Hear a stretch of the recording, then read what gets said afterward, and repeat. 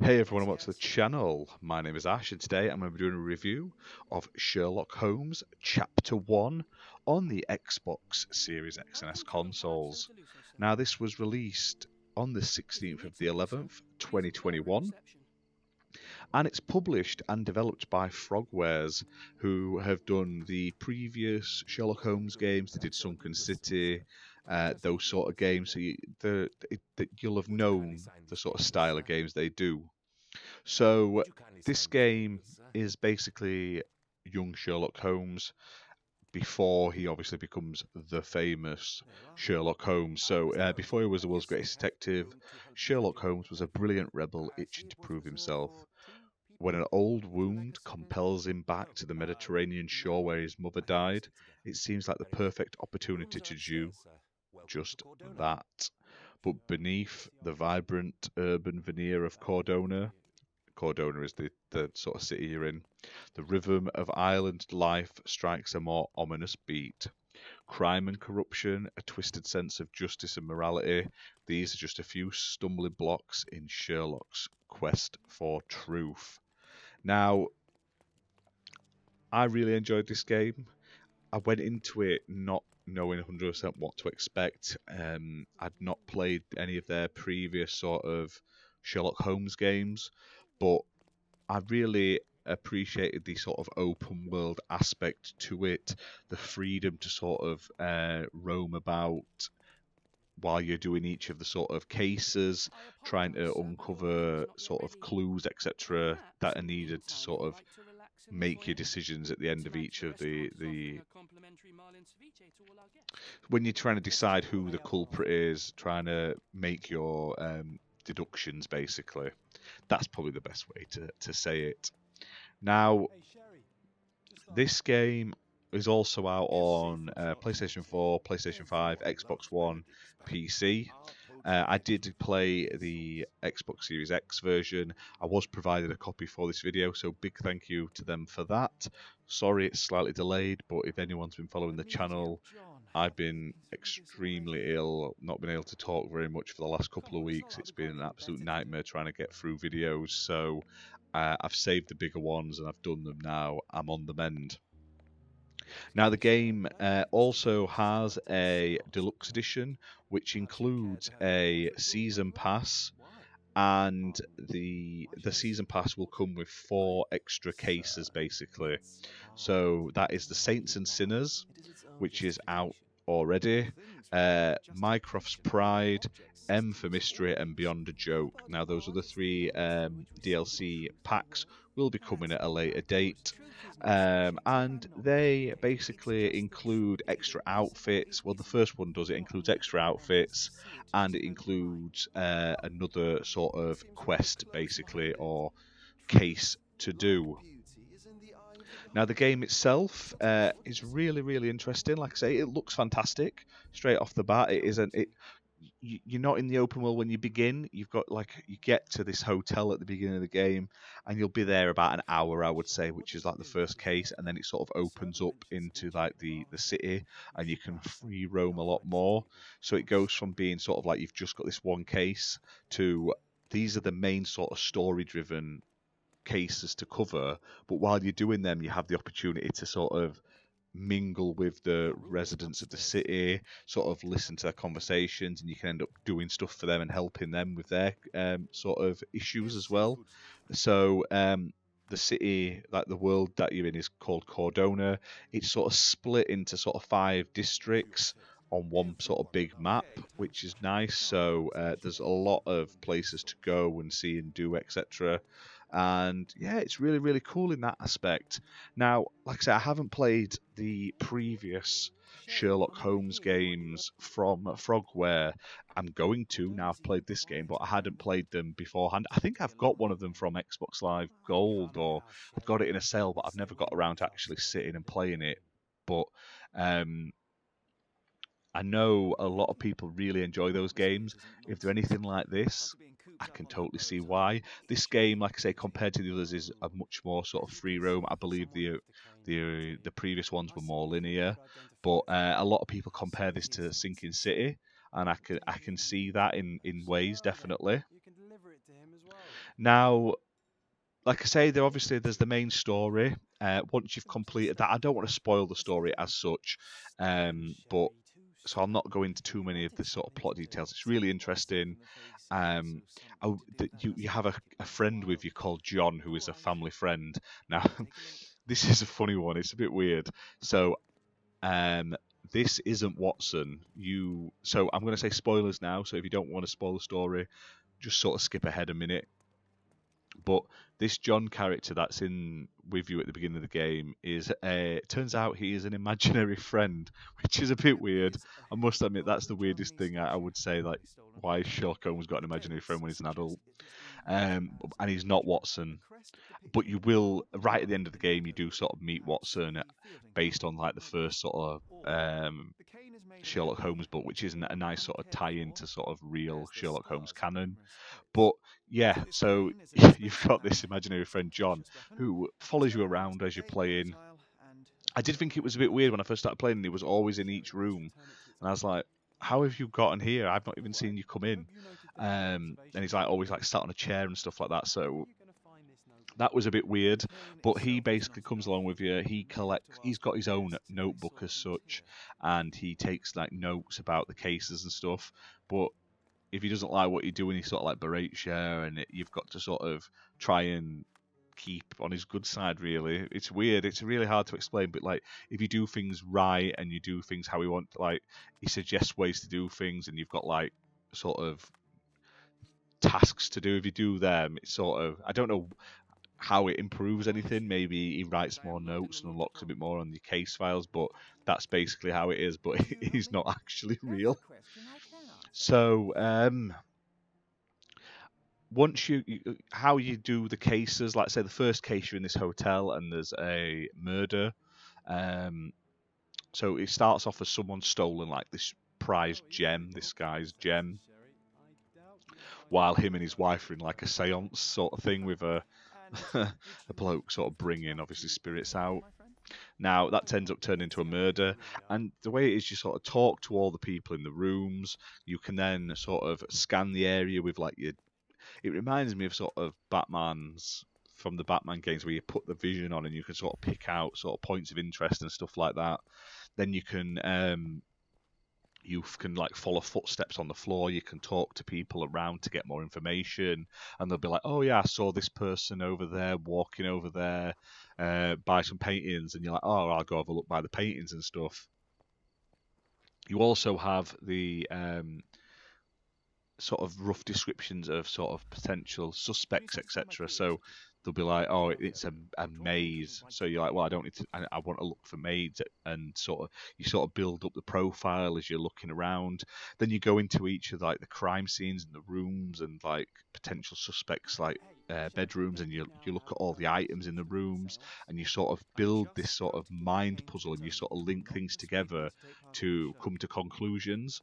And then you basically get to a point where you've built all these up to the point where you've got enough sort of evidence to make your obviously you can make your judgment, sort of say you're the murderer, or this, that, and the other.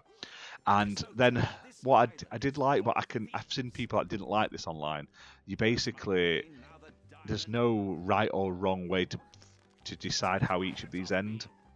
So, for instance, I'll just go off the case because I don't want to spoil like the main game later on. But the first case, right at the end, you find out who's done this murder, and then you basically either you can turn them in or you can sort of feel sorry for them, and you understand why they've committed this murder. It was accidental. The person he'd murdered had like literally ruined his life previously, etc. And you can basically tell him that, oh look, that window's open there. Why don't you jump out and jog on basically and escape? So it's a weird one because like it's a very sort of morally ambiguous, but I did like that the freedom to make that decision if I chose to. So that was really cool. Now, when you're in the open city, there's tons of buildings. It looks fantastic. With the lights, and there's loads of different sort of building types. You can go into loads of the buildings, and ways you can get into some buildings to sort of progress some of your cases, get more evidence, is you can put on costumes or disguises. Um, which you can purchase these outfits off of merchants. And some of these are stupid and funny. Like he puts on stupid accents, but the whole point of them is to sort of maybe certain people will only talk to you in one costume, or you can only get into this building if you dress like a certain way. But yeah, that was quite a fun little addition as well. Now, in terms of the UI and stuff, it was very confusing off the bat. I don't know if it would be easier if you've already played a Sherlock Holmes game by Frogware, but there was a lot of menus and screens thrown at you when you get to your first case, and if you're not 100% sure, it can be a bit confusing. I did have to sort of figure it out as I went along, but once you get the hang of it and you're into like the second sort of case, it's so much easier. But like there's like chemical operation where you have to sort of mix chemicals together to sort of get the right, like mix the compounds together to get the right sort of answers and stuff. Very sort of in depth, and I didn't get enough information when I first started playing from the actual game explaining what I had to do. So it did frustrate me a little bit at first, trying to figure out like I need to go to this menu screen to do this to put them together, which then unlocks this in that menu screen. But once you figure it out, it's really simple. It's just getting used to each of the screens, and I feel like they maybe could have explained that a little bit better. But it may just be me being rubbish. But like I say, the city itself is gorgeous. The characters all look really good. There was a few slight graphical glitches here and there, nothing major, but for the budget and sort of size of this developer, I was really impressed by how good it looks. All the sort of animations and stuff like that. I thought it was really, really nice. This game does have combat as well, so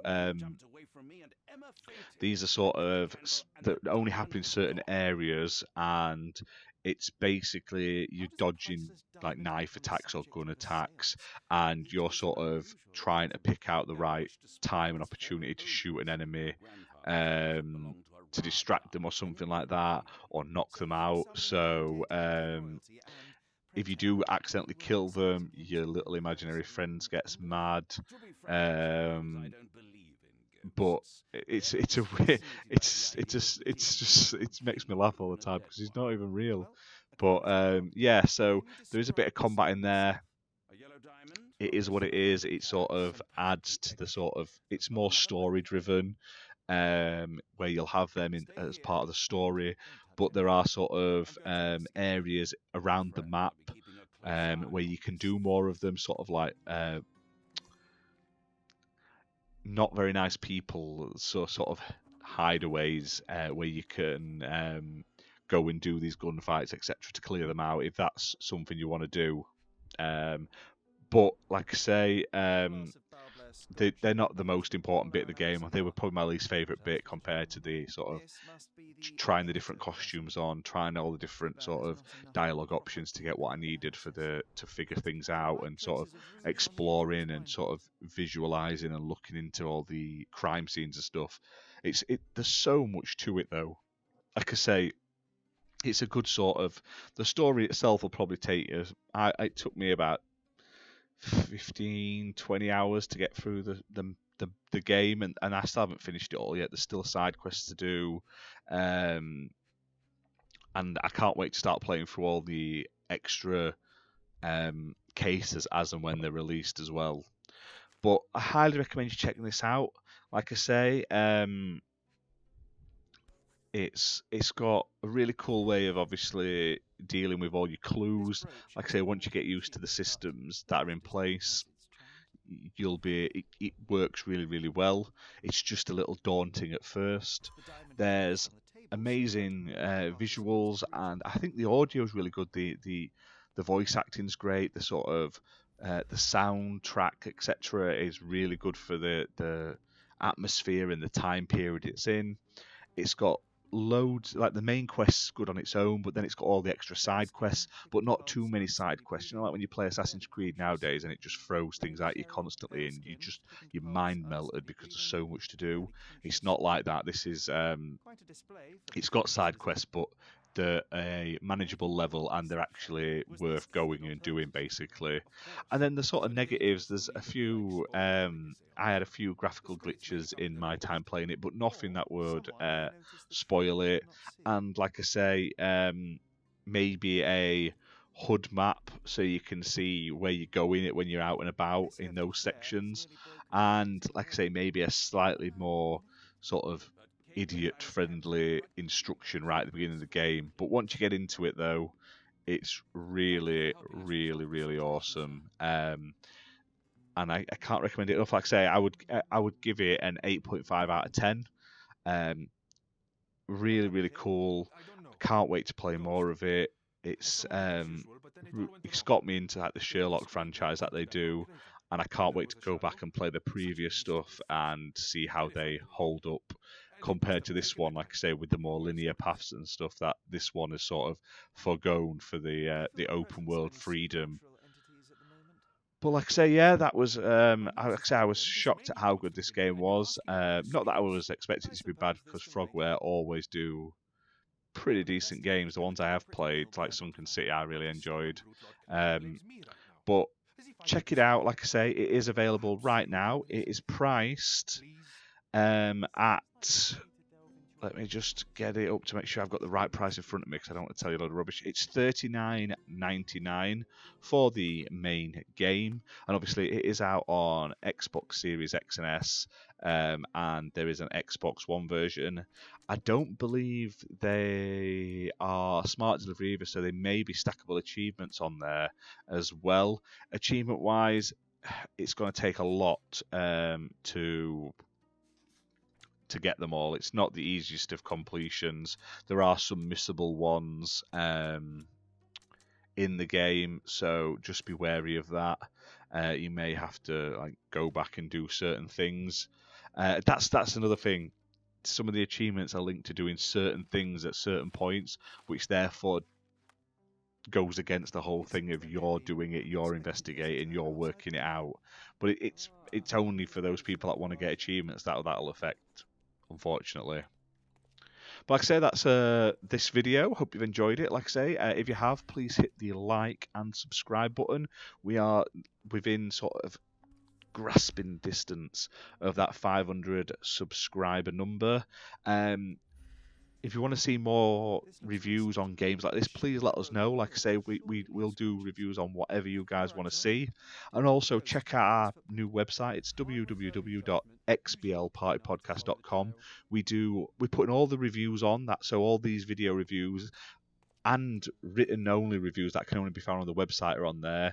We've got all the podcast episodes in audio format on the website, and we post loads of daily gaming news and sort of pieces. So we cover all consoles: Xbox, PlayStation, Switch, PC. We're covering Stadia, Retro. We're only just getting started, but the more people that view it and visit and check it out, the bigger we can grow it. So big thank you to everyone for checking us out, and we'll see you soon for more videos. Bye for now, guys.